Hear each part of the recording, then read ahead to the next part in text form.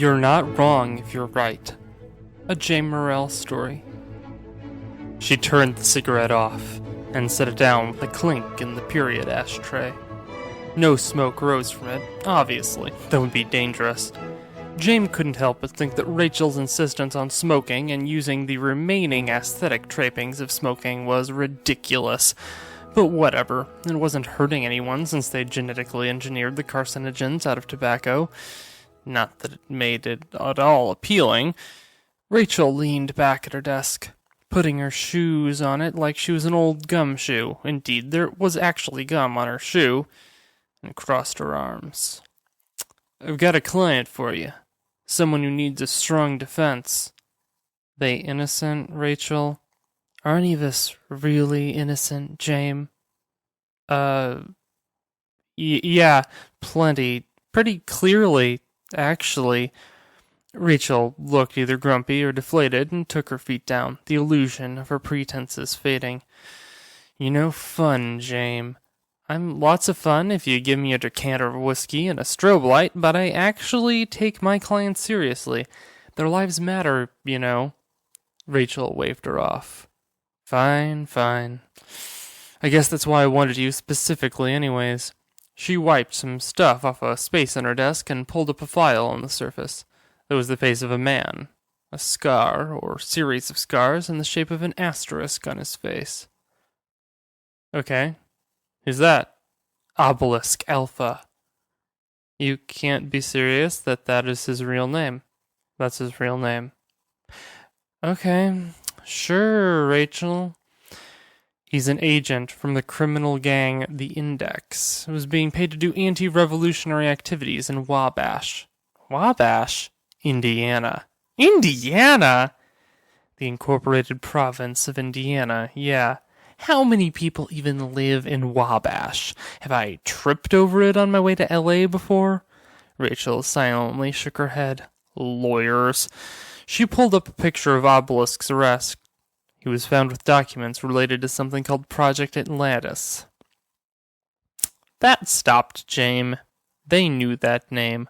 Obviously, due to the highly classified nature of the information Graylin had told her about it, they couldn't tell Rachel, but they couldn't hold back a raised eyebrow.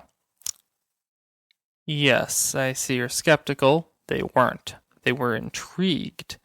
He cracked under interrogation, said he was being paid off by off-world rebels who want to restore Centro Systems to retrieve something from this Project Atlantis. You do realize the utter strangeness of the phrase, off-world rebels who want to restore Centro Systems, right? Rachel shrugged. New World Order, Jame. Rebels are kings, and kings are renegades. I doubt many on the WRC would seriously like being called a king? She shrugged again. Whatevs. Anyways, the guy is pretty clearly guilty of something. The question is, if he's being tried as an enemy combatant or traitor. It's very hard to tell with the case. He's lived in Wabash for 5 years now, but was under the Index's pay the whole time. The WRC is still trying to decide if they should recognize the Rim Gangs as governing bodies, so it's a mess. James scrolled through the guy's file on the table and looked up incredulous. This case is a mess. Hence why I'm asking you. Just once, I'd like to take a case that isn't complicated. Rachel shrugged. Jame relaxed their shoulders. They knew they were taking the case. They may as well get used to it. Obelisk was built like a load lifter. This wasn't even much of an exaggeration. He literally had parts from load lifters in his arms, including nubs on his forearms that were meant for boxes to clip onto. He looked tough, but Jame had met a lot of tough folks, and they could tell the different types. Obelisk wasn't the cutthroat kind of tough. He was the work 14 hours a day because I have to kind of tough. He was strong, both mechanically and muscular. He had scars, but not from fights. They were the kind you got from box cutters and warehouse mishaps. The guy could be a spy, sure, but he wasn't the kind who would be trying to shoot his way out of a situation. Still, the WRC thought he was dangerous enough she'd gotten her very own bodyguard, a gum-popping girl in a red beret and black vest over the usual olive-beige uniform with red highlights of the Revolution. She had short blonde hair and a constant air of being way too peppy about the whole affair. Her name tag said she was called Shona. Still, Jame could tell she'd kill people. A newbie would think Obelisk was the dangerous one. Shona, a little angel. She knew instinctively only one of them had taken lives, and she was obnoxiously humming Holla Back Girl, a classical pop song from hundreds of years ago. James slid into the seat across from him. He was silent. So, you're a traitor to your planet, huh? Selling off details to the Index and doing dirty work to undermine the Revolution. He didn't meet their gaze. Gears rotated in his arms. So, what I want to know, first off, is are these allegations true? See, I'm your lawyer. Or rather, I'm gonna be your lawyer. Maybe. He finally looked at them. His metal eyes zoomed in on their face. Then his gaze widened and he looked at Shona. Who's she? Extra muscle. So come on, give me the juice, Bloose. Bloose? I don't actually know what it means or if it's a word, but it rhymes with juice. He nodded. Sure. He rubbed his middle arms with their opposite middle hands. Look, you probably shouldn't take my case. 'Cause you're guilty? He looked away. That's what I thought. They set their arms down on the table. But that doesn't mean I can't get you off. He raised an eyebrow. Aren't you supposed to, defend my client? Of course. See, the thing is, I won't lie for you either. You say you're guilty, boom, you're guilty. But I'll fight tooth and nail for a lower sentence. See, the thing here is that while you're guilty, I'm not sure you're guilty in the way people want to think you're guilty. So, you're guilty, but not guilty. You feel me? He clearly did not feel them. Neither did Shona. Okay, think about it this way. You admit you were selling off this stuff to someone off-world, right? The stuff you're selling, Project Atlantis details. That's the funny bit. I read up on Project Atlantis. Some bro named John Earl was trying to start an underwater city years ago before he recently got kicked out a window.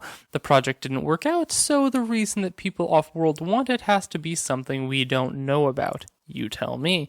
I can probably get you a plea deal. He shrugged. I don't know what they wanted. Honest, they just paid me. Jame played with one of the piercings in their lip. Why Wabash, though? Wabash isn't exactly the trade capital of the world. That's where the files were kept. They're supposed to be out of the way, but not too out of the way, I guess. You guess. Well, that's what their guy said. Jame raised an eyebrow. Their guy? Jame made Shona join them on the flight over to Wabash. Shona didn't really want to go, but there was no way in hell that Jame was going to go to another continent to try to confront a mysterious person trying to steal documents from another planet without backup. Their only regret was that Shona used this opportunity to try to show them pictures on their phone during the entire trip, many of them which involved animals wearing hats. That one's a zebra. It's got a crown. Yes, Shona. Jesus. Eventually the VTOL landed mercifully in Wabash. The city was a generic city in the American Midwest as far as Jame was concerned, but Shona seemed to find it fascinating. They stopped for lunch at some sort of local diner, and Jame found the address of the building Obelisk had broken into. So what's your plan, Jame? We break into the building. Shona lowered her sandwich from her mouth. What's your real plan? You break into the building and I follow you? Okay, this isn't what I signed up for. James shrugged. Stay here. Shona didn't know how to pick a lock and wasn't strong enough to break a lock, so James just called a locksmith and said they were from some official from blah blah blah who needed some documents for some WRC blah blah blah, and they popped the lock for them. Easy. The room was filled with filing cabinets, hard copy documents that couldn't be hacked or copied easily. So, what's the plan now that we're inside? Jame went over to a file cabinet, flipped through it, grunted as they looked at something, pulled the file out, and then looked around for a chair and sat down. They pointed to another chair nearby, but out of cat picture range. We wait for someone to come arrest us. Wait, what? Miles away, he got the call. Sir, we've had another break-in at the Wabash facility. He cursed. We'll take care of it then. Sir, one of them is a WRC soldier. He cursed louder. I'll be right there. Jame had fallen asleep when Shona nudged them awake. Someone's coming! The door opened to reveal a group of soldiers, led by World Revolutionary Council member Ian MacLeod, Alice MacLeod's uncle. He crossed his arms. I'll give you 10 seconds to explain why you've broken into a top-secret records facility. James stretched their arms up and scratched themselves. I'll give you 10 seconds to tell me why. You have Central Secrets in here, he sighed. Because the WRC is in charge of this planet now. Not them. Now if you... And why you're selling those secrets off-world. There was silence. They looked back and forth between each other. Excuse me. Do you know the implications of what you just said? Do you know the implications of selling details on ex-Living Center Director John Arrell's plans to Ariadne Moore on Europa? Shona looked shocked. Ian looked surprised. What? He said, probably saying too much. Surprised? You're making that up. Then tell me I'm wrong. You're wrong. He obviously lied. James smiled. It was pretty obvious. I mean, I wasn't sure exactly till I looked at the file, but I knew it had to be true. You were awful sure Graylin was guilty. Your own niece wanted her off the hook at her trial, and there you were, all pompous and braggarty, ready to throw her to the dogs. And how did Ariadne Moore get out of New York during the siege? How did she obviously influence decisions going on there? I mean, I'm not a rube. I've played this game for a long time, Ian. But what's in this folder? Even more surprising. They flipped through it, smiling. He scowled. What do you want? My client, Abelskalfa, is taking your fall. Get him off the hook. He was angry. Good. Done. That's the main bit, but now I need to know, why shouldn't I still turn you in? I mean, I have a ton of evidence here. He looked at his armed guards. And if you kill me, it goes public no matter what. So, Ian, you scoundrel. Me and Shona here are getting... We're sitting here patiently. And we want to know why you should, of all people, get off here. A bead of sweat rolled down his face. He looked uncertain. I'm waiting. I haven't given her everything. I still have information she needs to do anything. And I'll turn it over to the WRC. Shona smiled and looked over at Jame, who nodded. Good. I expect you will. Now, if you'll excuse me, I'm going to see if there's anything interesting in Wabash. There isn't, he spat. I'll let Shona be the judge of that. Come on. As they left, Ian heard Shona get excited when she saw a passing dog. He rubbed his temples. He needed an out here. Alice sat watching Jim and Annie tinker with her armor. She'd taken out a terror ring yesterday and had gotten a bit dinged up. Nothing they couldn't fix. There was a knock on the door. She rose to get it, tapping the activator. On the other side was her uncle. Uncle Ian! What a pleasant surprise. Have you met Annie and Jim? The pair looked up from their work briefly to wave in unison and then returned to it. He awkwardly waved back. Alice, I brought you something. For your eyes only.